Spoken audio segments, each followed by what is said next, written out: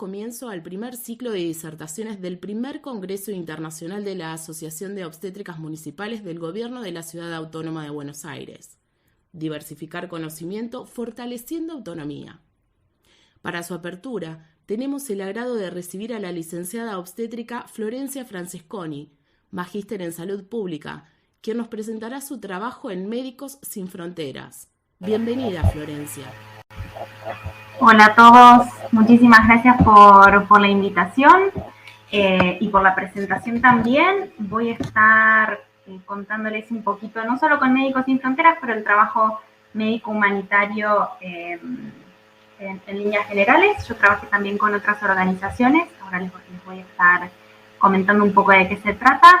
Así que bueno, armé una presentación, intenté ser lo más sintética posible, porque entiendo que tal vez no somos muchas las colegas que hacemos este tipo de trabajo y que resulta tal vez más interesante escuchar los comentarios o las dudas o las preguntas que tienen ustedes, más que el pantallazo general sobre este trabajo que les pueda dar yo.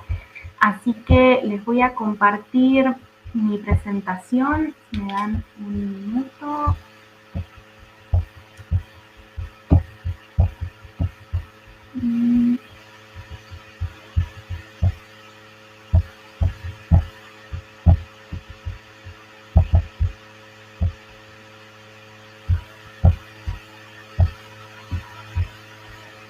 No sé si la ven ahí.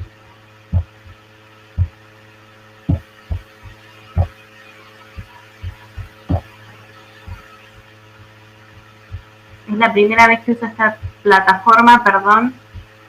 No sé si la ven, por ahí Luz que me confirme, que dejé de ver a todos ya.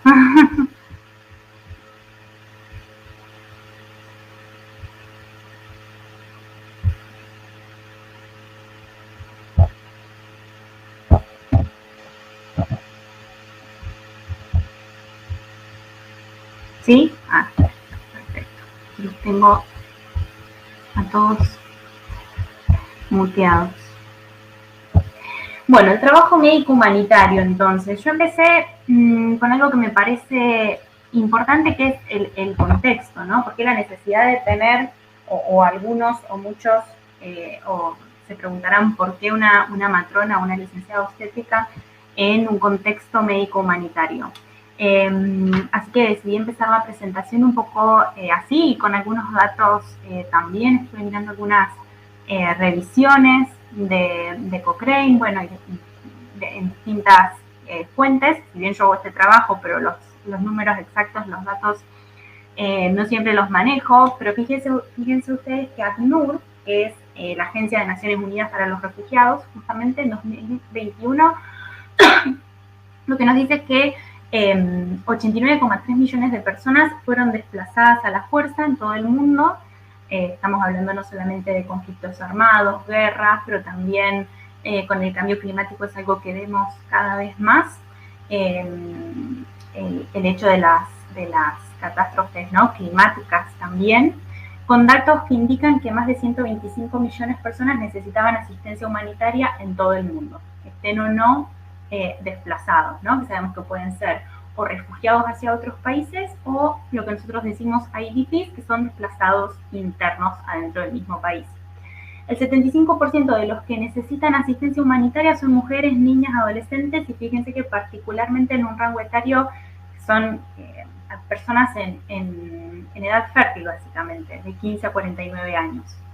Y la falta de acceso a la salud sexual y reproductiva, a los servicios y a la información es una de las principales causas de muerte y mortalidad entre estas mujeres. El 60%, este es un dato alarmante y que obviamente nos invita a hacer algo, porque el 60% de esas muertes maternas son prevenibles, y el 45% de las muertes neonatales ocurren en entornos de desplazamientos, de nuevo, sea por la causa que sean, desplazamientos internos o refugiados, pero el 45% ocurre en estos contextos. Cuando hablamos de neonatos, obviamente ustedes ya lo saben, hablamos de bebés de hasta 28 días de vida, y por supuesto el primer día de vida es uno de los días más peligrosos, diría yo, en nuestra vida.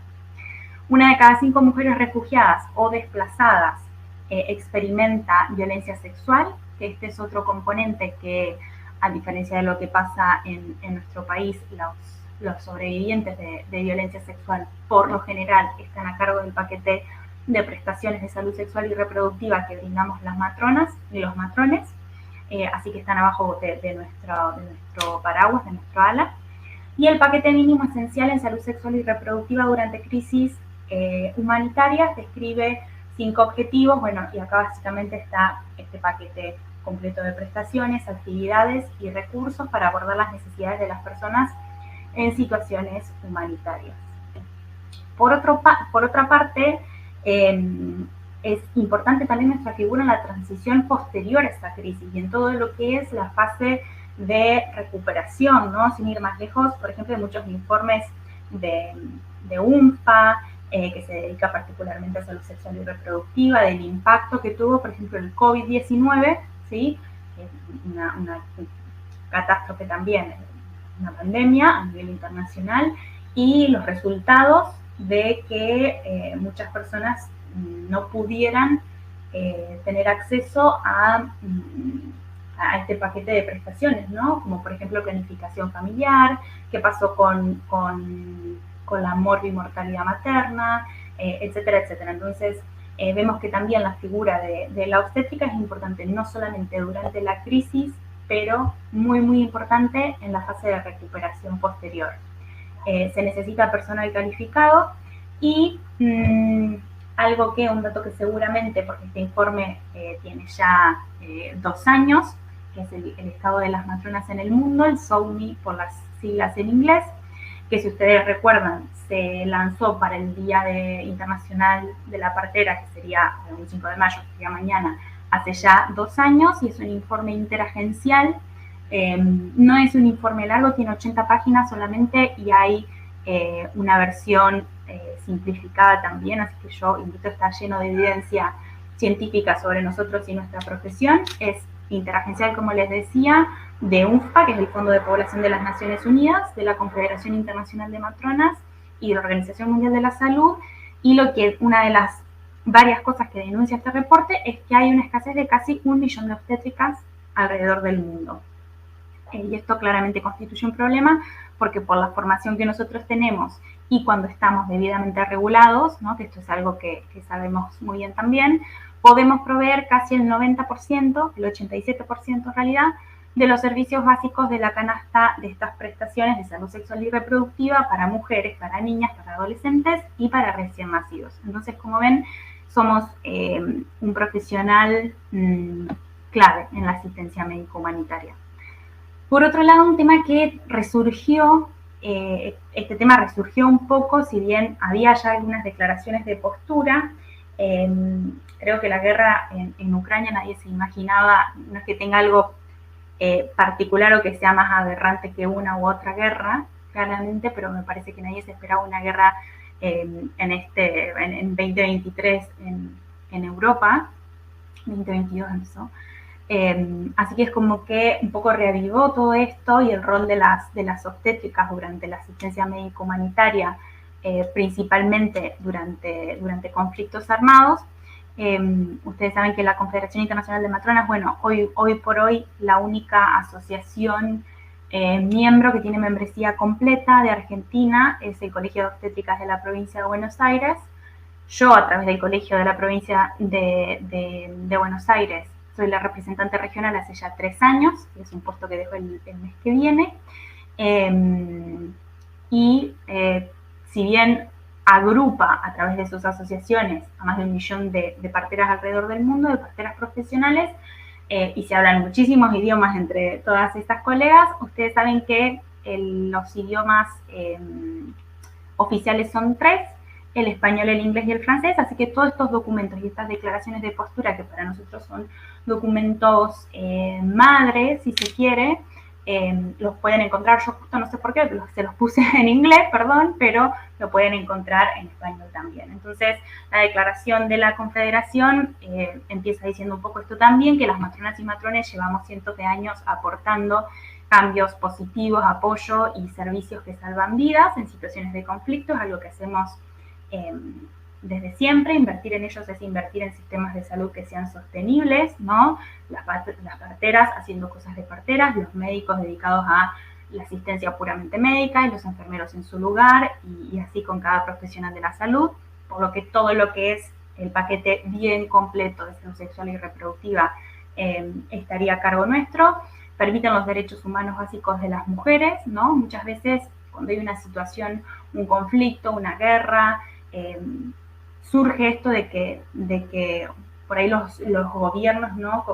olvidan que los derechos sexuales y reproductivos son nada más y nada menos que derechos humanos básicos, ¿no? Y tal vez ante un amputado de guerra todos estamos de acuerdo de que esto es una urgencia pero muchas veces nos olvidamos que la salud sexual y reproductiva también es una urgencia, que esas personas huyen sin su método anticonceptivo, huyen estando embarazadas, huyen y necesitan un control prenatal, postnatal, sufren violencia sexual en el camino, necesitan ser asistidos, necesitan acceso a abortos seguros, etcétera, etcétera, etcétera.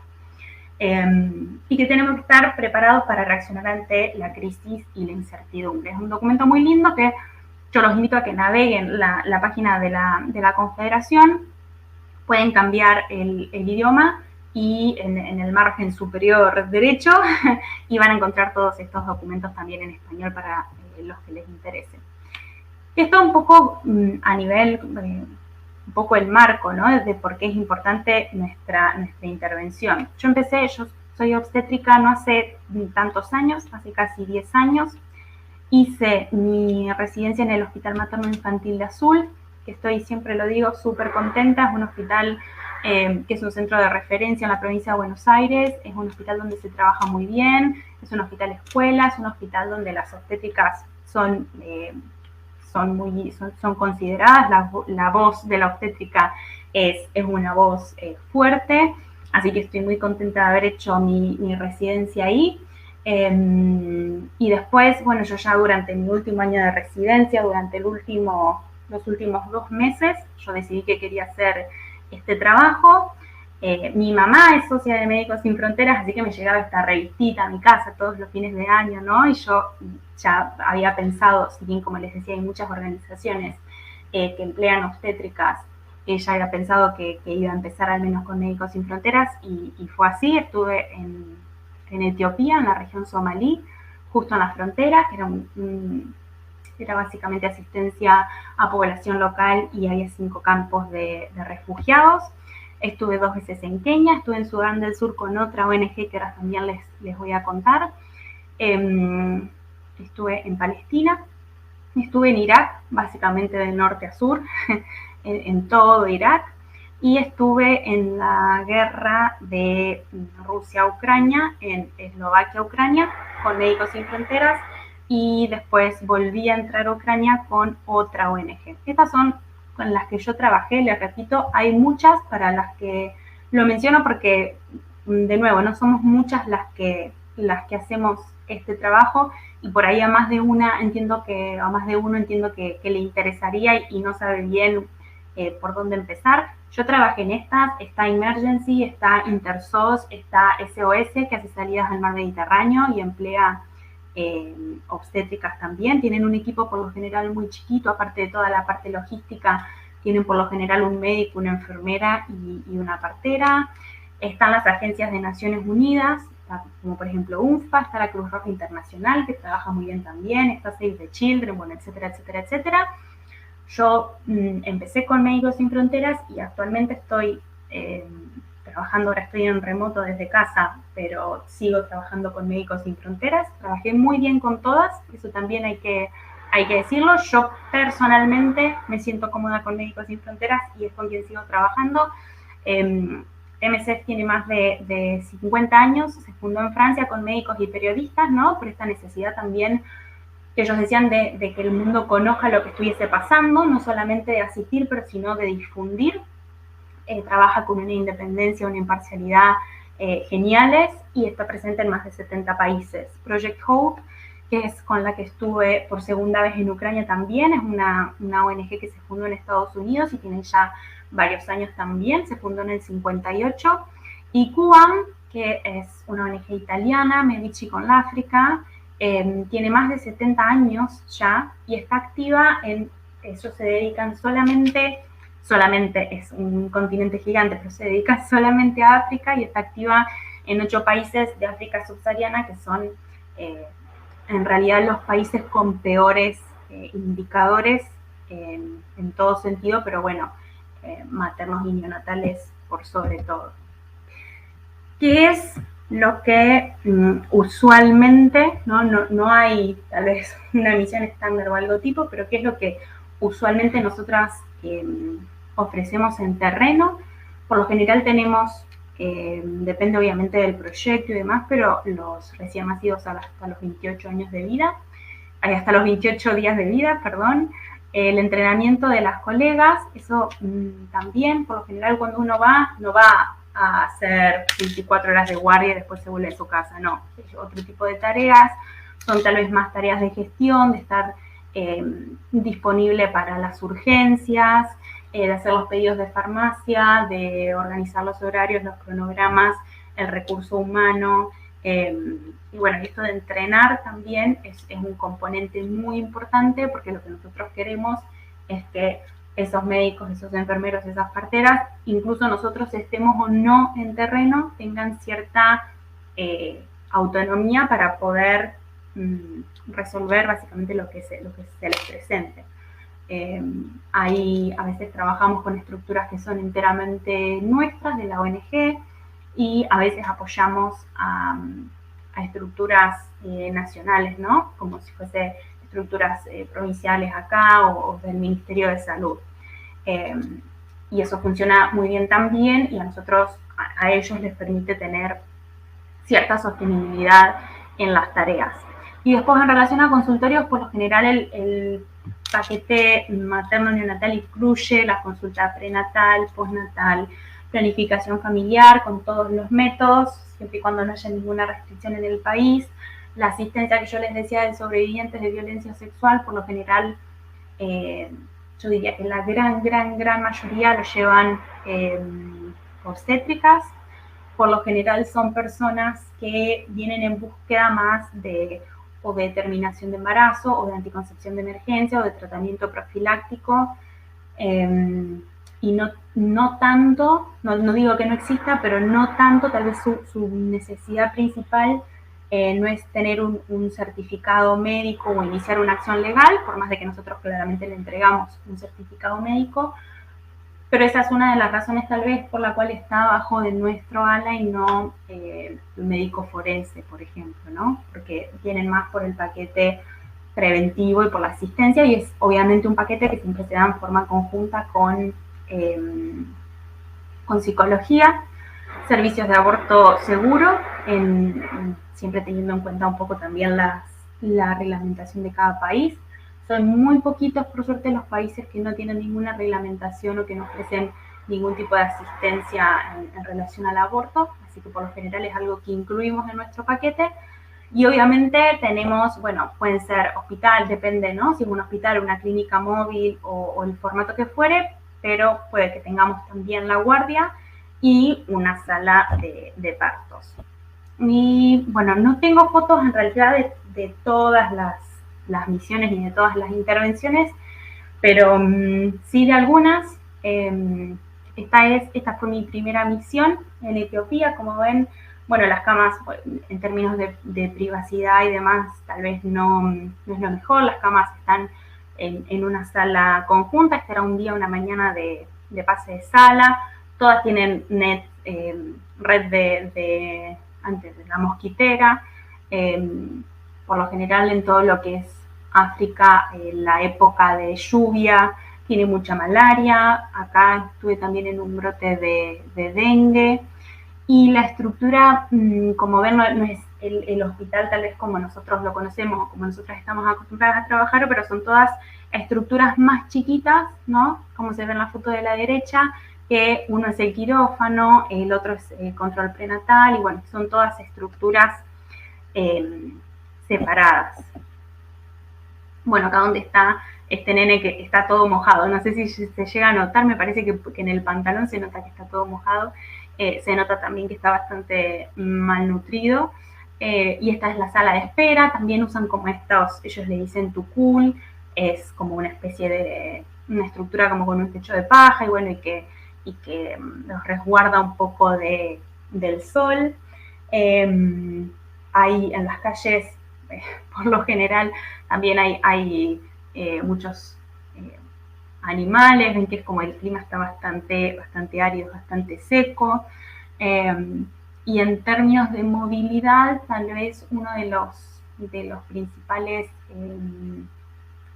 algunas barreras, como ven en la fotito de abajo, que hay un avión chiquito que por lo general lleva no más de 10 personas, ¿no? Y por lo general trabajamos en lugares o que nos movemos por tierra o que necesita de este tipo, no hay vuelos comerciales para llegar a los lugares. Entonces, bueno, eso también, ¿no? Depende mucho de las condiciones climáticas, de las condiciones en las que esté la pista de aterrizaje, que al fin y al cabo es de tierra también. Entonces, dependemos mucho de eso, ¿no? Lo digo no tanto porque el problema por nosotros, ¿no? Salir un día u otro tal vez no es un problema, pero sí cuando tenemos alguna orden o de medicamentos o estamos esperando algún equipamiento, etcétera, etcétera. Después esta es nuestra sala de partos. Ahí justo estábamos reanimando un recién nacido. Por lo general, la verdad es que tener un pediatra en sala de partos, por lo general, depende del proyecto, pero es como un lujo, así que todas las parteras están súper preparadas en reanimación neonatal y en asistencia del recién nacido.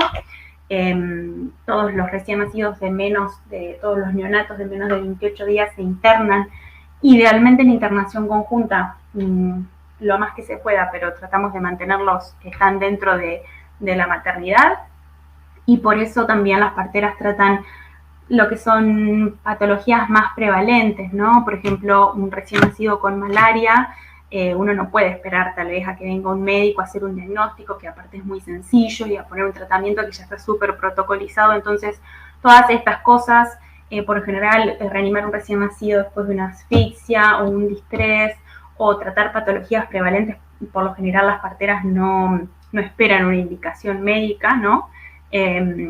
O claramente si uno tiene una duda o no está seguro que está haciendo lo que el paciente necesita, sí, pero por lo general para estas cosas que ya son súper bien conocidas, ¿no? Las diarreas, las malarias, dengue, etcétera, etcétera, etcétera, por lo general está todo muy bien protocolizado y eso lo tratan las parteras apenas reciben a los bebés.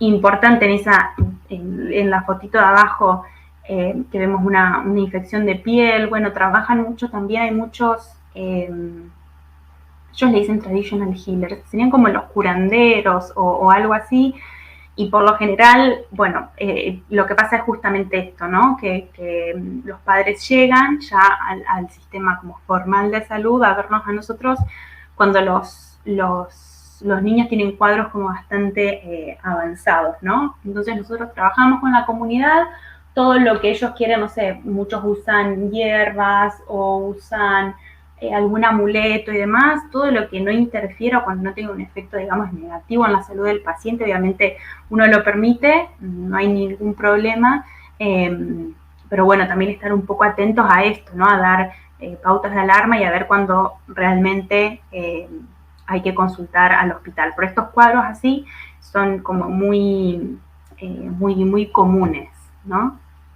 En Kenia, bueno, estuve 2 veces. En Kenia hicimos básicamente algunos programas de formación de soporte vital avanzado en obstetricia, y este era, bueno, uno de los grupos. Por lo general, Kenia es un país muy lindo, es un país en donde uno puede estar cómodo, así que aprovechamos y traemos a todos los participantes de distintos lugares por ahí de África, y entrenamos a cualquier persona en realidad que esté trabajando en la maternidad, que obviamente son parteras, algunos son enfermeros y médicos también. Y este programa en Kenia yo lo hice 2 veces también. Sudán del Sur, que estuve con otra de las ONG que les mostraba al principio, como ven, bueno, seguridad alimentaria muy débil. Sudán del Sur es el país, se fundó en 2011, es el país más joven que tenemos en el mundo, con todo lo que eso conlleva, ¿no? Un país tan joven, en África subsahariana. Hay muchas peleas tribales todavía, muchos como crímenes de honor, muchos clashes, mucho de eso todavía. En términos, bueno, de seguridad alimentaria todavía les falta mucho. Veíamos mucha malnutrición en épocas de malaria, en épocas de lluvia. Por ahí teníamos, no sé, 100 pacientes que dormían incluso afuera del hospital entre mamás y bebés. Digamos que son hospitales que pueden estar muy colapsados. En época de sequías, lo que tenemos más o menos la misma cantidad de internaciones, pero por diarreas y por consumo básicamente de agua, cualquier agua, esa es la realidad. Los piecitos que ven por ahí son los míos porque ya tuve malaria 3 veces en mi vida. Tuve fiebre tifoidea, y bueno, y como ven el estado nutricional de los bebés, claramente esto que es un problema que empieza desde la gestación, pero bueno, es una malnutrición súper severa. En Irak estuvimos también con el mismo programa de formación. Ahí está una de mis compañeras en la foto de la izquierda, Sally, que es australiana, estadounidense, y tuvimos unos grupos súper grandes. La verdad es que las parteras ahora actualmente en Irak cerraron las escuelas de partería, así que están con una crisis bastante aguda, ¿no? Parece un poco contradictorio que decía al principio del informe del SOMI que dice que hace falta casi 1 millón de parteras y hay países en donde cierran las escuelas de partería, pero bueno, es una crisis bastante pronunciada, y las que están en realidad les dejan como un ámbito de trabajo como bastante limitado, así que estos entrenamientos estuvieron para ellas súper interesantes, lo aprovecharon un montón y ampliaron un poco el abanico de prácticas en las que tienen un índice de cesárea muy alto también. Entonces, bueno, cosas que en realidad se resuelven con personal obstétrico que esté bien posicionado y bien entrenado. Y estas fotos son creo que esta ya es la última diapositiva, son todas de lugares distintos. La primera es Etiopía, que era mi fiesta de despedida, por eso me vistieron así mis compañeras. Hacen dibujos de diseños de henna, las manos, en los pies, y las 2 compañeras que están conmigo son 2 supervisoras de sala también. La paciente del medio está en Sudán del Sur con el bebé, que es una paciente nuestra de planificación familiar. Y la última foto, estoy con Mónica, que Mónica en realidad teníamos un programa bastante lindo en ese hospital porque por lo general las mujeres, había un número muy alto de nacimientos en domicilio, con parteras empíricas. Entonces, bueno, en principio lo que se intentó fue poder entrenar en algunas prácticas mínimas para que esas parteras puedan tener un mínimo de, no sé, saber al menos a quién derivar, cómo derivar, usar guantes, bueno, tener prácticas un poco más seguras. Pero después ese programa también avanzó y trajimos algunas parteras tradicionales, porque en realidad lo que nos dábamos cuenta es que lo que las mujeres querían era ver esas mismas caras, ¿no? que ven siempre, que ven en la comunidad, las querían ver en el hospital también. Entonces había 3 parteras tradicionales que trabajaban dentro del ámbito hospitalario, que a nosotros en realidad nos encantaba porque las mujeres por lo general no querían mucho que los toquemos nosotros, pero las parteras tradicionales sí, nos daban la chance de que si había algún tipo de complicación, ellos ya estaban adentro de la estructura hospitalaria, ¿no? Y estábamos todos nosotros ahí. Entonces funcionaba muy bien por eso. Por lo general las pacientes iban y pedían por ellas, por las parteras tradicionales, pero con la ventaja de que estaban ya adentro del sistema. Y la verdad es que trabajan muy bien. Mónica tiene, no parece, pero tiene unos 60 y algo, 70 años. Y ellas hacen guardias de 3 días cada una y se van rotando y se cubren entre ellas cuando alguien se enferma. Siempre hay alguna partera tradicional por ahí. Y si bien no es un sistema que funcionaría en todos los países, ¿no? Uno yo lo que más recalco es que más pobre que el país o más en vías de desarrollo está y más tienen las mujeres que parir al hospital, más se tiene que institucionalizar. Porque por lo general son parteras, ustedes ven, son mujeres que ustedes ven en las condiciones que viven, ven los hijos súper desnutridos, ven que tienen malaria, que están súper anémicas, digamos, no existe la mujer de bajo riesgo tal como nosotras la conocemos en nuestro país, ¿no? La que no está malnutrida tiene anemia, la que no tiene malaria, la que no tuvo 4 o 5 abortos, la que no vive en un lugar súper precario, la que no es una súper gran multípara, de decirles 15 hijos, la que no, digamos, no existe la paciente de bajo riesgo que ustedes puedan decir, bueno, es seguro que esta mujer pueda parir en casa, por ejemplo. No es nada contra el parto domiciliario en sí o contra, no tiene nada que ver con eso, pero un poco más con la categorización del riesgo. Entonces, bueno, es un sistema, yo siempre lo cuento como experiencia porque es un sistema que para este país, ¿no? Como aquí y ahora les funciona y funciona súper bien. Y creo que sí, que esa es la última, no sé cómo estoy con el tiempo. Pero lo voy a dejar, me parece más interesante dejar el tiempo para, para preguntas. La licenciada Martini Luz estará a cargo del espacio de intercambio con la disertante en calidad de secretaria. Nos preguntan quién provee los métodos anticonceptivos, la medicación para los abortos, y si es voluntario el trabajo o si hay un sueldo, y si la ONG se hace cargo de todos esos gastos. Sí, en realidad nosotros es trabajo médico humanitario, no es un voluntariado. En ninguno de los casos, ni donde yo trabajé, ni todas las organizaciones que les mencioné. No somos voluntarios. Hay tareas de voluntarios, sí, por ejemplo, por general los que hacen fundraising, que es, ahí ustedes ven en la calle a la gente con el chalequito de Médicos Sin Fronteras y te dicen, ¿sabes qué es la organización? ¿Qué es lo que hacemos? ¿Te gustaría participar de alguna forma? Por lo general, ese tipo de trabajo voluntario. El trabajo en terreno, no. El trabajo en terreno es de pago. Depende del tipo de organización. Por ejemplo, MSF, casi todos los fondos provienen de fondos privados, así como yo les decía, como gente como mi mamá, que dona. Entonces, eso está súper bien porque es lo que nos permite ser tan imparciales y tan independientes, ¿no? Cuando uno trabaja para otra organización cuyos fondos dependen de algún país en particular o que el mayor donante es un país en particular, uno por lo general tendría muchos más conflictos de interés en el medio. O, por ejemplo, para uno de los que yo trabajé, que es estadounidense, como el aborto no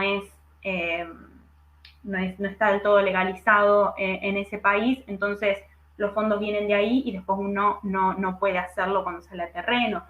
Digamos, eso con Médicos Sin Fronteras no nos pasa. Están esos fondos que vienen generalmente de donantes privados, ¿no? De gente que dice yo quiero ser socio y nos permite ser muy independientes y actuar muy rápido. Si ustedes ven, apenas hay una catástrofe, por lo general una de las primeras organizaciones que llega va a ser Médicos Sin Fronteras.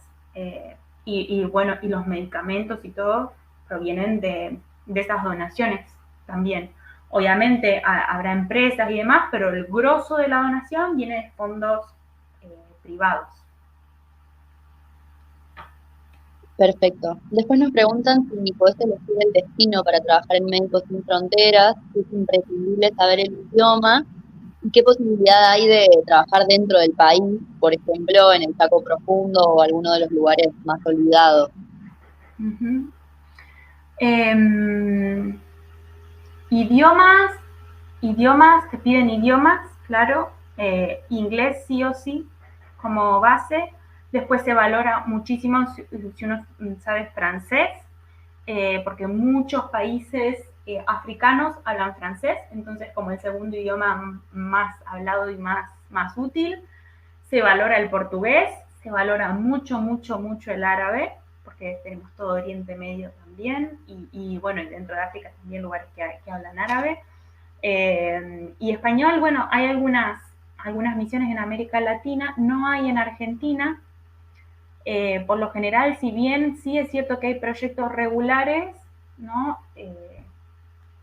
La idea es salir como al cruce de la emergencia y cuando el sistema de salud está colapsado, ¿no? Por lo general, en un lugar donde el sistema de salud puede absorber las necesidades y funciona bien o debería funcionar bien o tiene los medios para funcionar bien, no hay intervenciones por lo general. Sí, cuando los sistemas de salud no dan abasto y nosotros sabemos que va a haber población que va a quedar descubierta. Por ejemplo, si, no sé, Al-Shabaab tiene un atentado en Kenia, probablemente esa gente salga a refugiarse, ¿no? O en Somalia, probablemente salga a refugiarse a Kenia, salga a refugiarse a Etiopía. Entonces, bueno, en esos casos sí. Y había otra pregunta que me estoy olvidando porque creo que eran 3 cositas. Algo del idioma, algo de si se podía elegir. En realidad nosotros tenemos lo que se llama un pool manager o un manager de tu carrera dentro de la organización, ¿no? Entonces ellos dicen, está esta necesidad que se genera, no sé, en Ucrania porque estalló la guerra, entonces buscan qué perfil, ¿no? Esta persona que está a cargo como de tu carrera busca qué perfil podría ir bien, según las necesidades que tiene terreno, podría ir bien para esa misión, ¿no? Entonces te lo propone, no estás obligado a decir que sí, claramente. Podés preguntarle a tu pool manager, dame más información, qué actividades están haciendo, cómo lo están manejando. Si te interesa, seguís para adelante, y si no, podés decir tranquilamente no siento, o no me voy a sentir segura, o no, X causa, ¿no? Y bueno, y quedás como en una lista, hay un pool de parteras, de médicos, de logistas, de farmacéuticos, y se van haciendo como el matching, ¿no? De la necesidad que tiene el terreno con la partera más apropiada para esa actividad. Digamos, funciona un poco así. Pero después claramente que uno puede decir que no y no hay ningún tipo de problema. Creo que esa era la otra, ¿no? Sí, perfecto. Después hay otra pregunta. ¿Cómo los reciben emocionalmente la población? O sea, ¿cómo recibe la población a la ONG? Si confían en ustedes, si los reciben bien. La lógica diría que sí, pero en el contexto de guerra la lógica se pierde. Entonces, ¿cómo sería la experiencia? Sí, por lo general nosotros confiamos en la aceptación que tenemos. Nosotros somos una ONG que no tenemos personal armado con nosotros. Nosotros podemos tener alguien que nos vigila y nos abre y nos cierra la puerta del lugar donde vivimos y tal, pero nunca, ni vamos a tener gente armada cuidándonos, ni vamos a dejar entrar gente armada dentro del hospital. Obviamente pueden entrar militares, policías, lo que sea, pero desarmados. Así que nosotros dependemos básicamente de la aceptación de la comunidad, y que por suerte siempre es mucha y es muy, muy buena. Y por lo general son ellos mismos muchas veces los que nos cuidan o los que nos dan información, o si está pasando esto allá, no nos salgan, si pueden, no pueden, pero en realidad nosotros nunca nos van a ver armados, nunca, no sé, no vamos con chalecos antibala a ningún lado, no, digamos, es un perfil más bien bajo, diría yo, y que la comunidad sabe lo que hacemos. Por lo general siempre trabajamos mucho con el Ministerio de Salud, siempre es todo muy, muy consensuado. Entonces no tenemos esos problemas. Sí puede haber incidentes de seguridad, sí pasan. Me pasó con la otra ONG que después de que yo me volví de Sudán del Sur, creo que hubo un incidente que mataron a unos compañeros nuestros también. Que yo estaba trabajando con Cuban y bueno, por lo general esas cosas están relacionadas a, no sé, ibas en la ambulancia a buscar a un herido y por lo general, como tienen muchas peleas tribales, matan a la gente de la ambulancia para que quienes ellos querían matar se terminen de morir, por ejemplo, y que nadie los llegue a asistir. Por ahí pasan esas cosas, la menor de las veces, por suerte, pero claro, uno tiene que ser muy consciente de los lugares donde va y que obviamente hay muchos recaudos de seguridad en el lugar y que uno tiene que que ser conscientes y que trabajar, ¿no? Si a mí me dicen a las 6 de la tarde es toque de queda y vos te volvés a casa y a partir de las 6 de la tarde te quedas adentro de casa, obviamente uno lo respeta. Si dicen no se puede caminar solo, hay que caminar de 2 o 3 personas, uno también lo respeta. Si te dicen en este área se camina y en este área no, digamos, cuestiones de seguridad hay muchísimas y hay todo un análisis atrás para que nosotros podamos trabajar de la mejor manera posible. Y la realidad es esa, que por lo general las actividades están bien aceptadas y no tenemos mayores inconvenientes. Perfecto. ¿Y hay algunas dudas para postularse? Si hay una edad límite, si es indispensable tener la residencia. No, en realidad ellos te piden, si no lo cambiaron, depende de la ONG para la que uno trabaja. Yo la verdad en términos de edad, nunca, mientras uno claramente esté en condiciones físicas de hacerlo. Yo una de las fotos que mostré, mi compañera tiene 72 años, Sally, con la que fui a Irak, por ejemplo.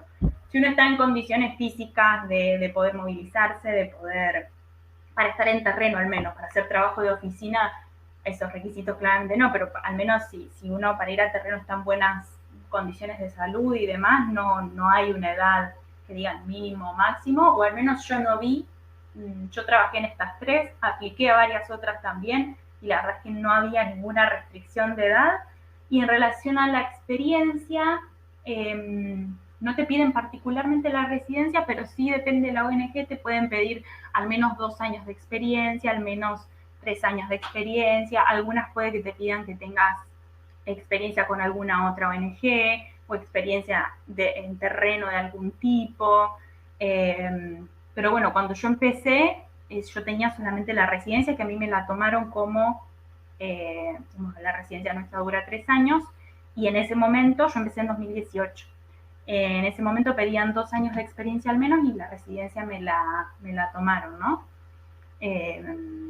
Y bueno, y después, claro, el proceso de selección depende de la organización, pero yo hice, bueno, obviamente un examen psicológico, un examen de idiomas, un examen de obstetricia, un examen como de resolución de situaciones lógicas, si se quiere, o algo así. Digamos, después depende un poco de cada organización, ¿no?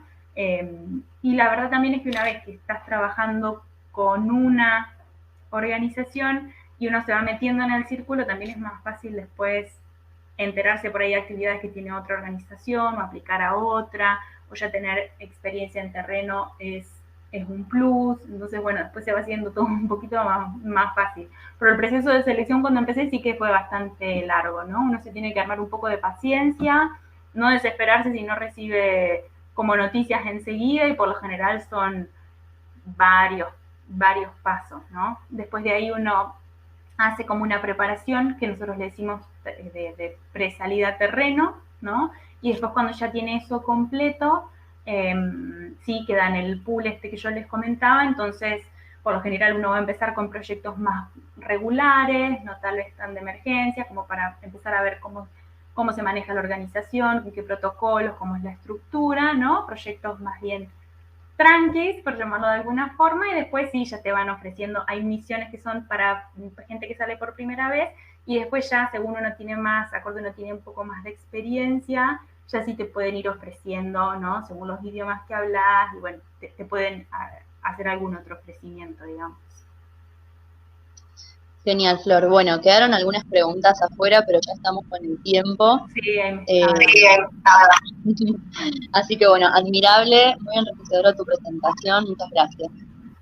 Gracias a ustedes. Gracias a ustedes. Adiós. Chao, chao.